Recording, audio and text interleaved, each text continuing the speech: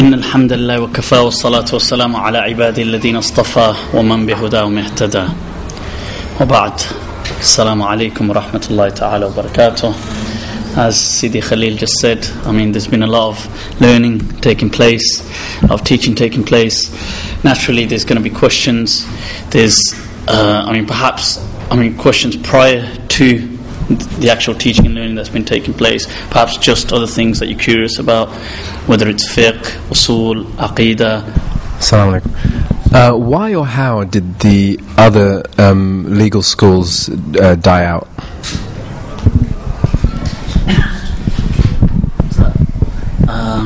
Sorry. That's a good question. You see, naturally a madhab is an understanding, a school of thought, it's the understanding or the interpretation of the companions of the Messenger of Allah in any particular region that then decided to teach on in that particular way. So the Sahaba that continue to reside in Mecca, Abdullah ibn Abbas and other Sahaba, like for example, they had a particular understanding of things. They obviously taught this to their students, and each of their students, sometimes it became a collective type of madhab, but some of the students themselves started to tear away and or become independent in a way and have their own madhab, their own school of thought in how they looked at the Sharia. But these schools of thought were influenced by regions going back to the main or the prominent companions, the Sahaba that lived in those regions. So they were highly influencing these people, like Abdullah ibn Mas'ud in Iraq.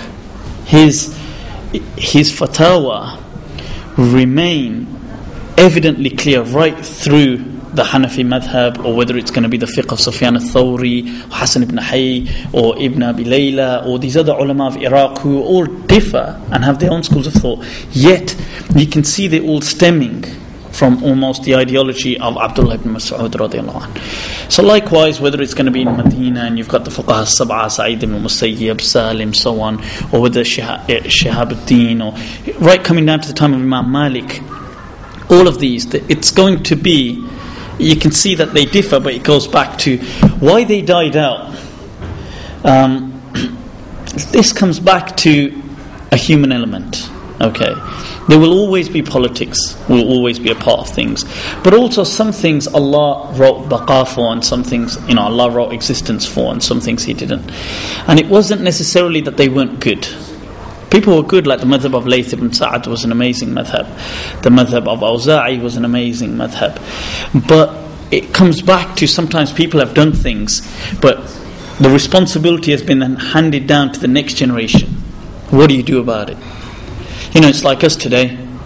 Like, okay, we're taking a look at Usool al-Hadith, we're taking a look at Usool al-Tafsir, we're taking a look at whatever, all these things, Usool al-Din, Aqidah, so much work has been done in all of these things, and it's been handed down to us. And now it's like the baton's been placed in our hand, and what do? We just stand still. And this stagnation is what leads to the demise of these schools of thought, or this whole science in a way. So it's not, sometimes it's people are just responsible that they've not bothered in carrying on a madhab. Sometimes there's been a bit of politics involved as well, naturally.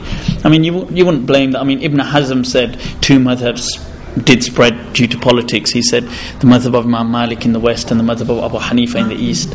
This was his analysis, but then he was criticized because his madhab was spread by the Muwahhideen, also the Mohads who took over Spain and so on. And so it's all, sometimes there's a lot of interesting, people could say, well, why follow any schools of thought and so on, but realistically there is always an angle of politics. Just somebody could say the understanding of Muhammad ibn Abdul Wahhab and these people obviously spread because of their political takeover, and when they took over whatever, and Ali Saud getting involved, and then the money, and there's always going to be politics. So there is that, but there is also the effort of people. Sometimes people stop. And sometimes you have legendary people that come about, and these people have amazing personalities. And so what happens? People kind of find themselves gravitating towards these people. They have this huge type of magnetas about this thing about them, this kudos. So they influence people. It's like Qadi Ismail. who's like the student of Imam Malik. Like, he went to Iraq. I mean, he was from Iraq, but he was an amazing personality. I mean, this person, him as a personality, he perhaps, curved or led the way for a Maliki school of thought, sub-school to exist, which would continue to exist for the next 3 centuries in that country. And a huge and an amazing sub-school that contributed so much to the madhab, but really just down to a few personalities, a few people. So inshallah, so it is a multi-dimensional type of answer. Inshallah.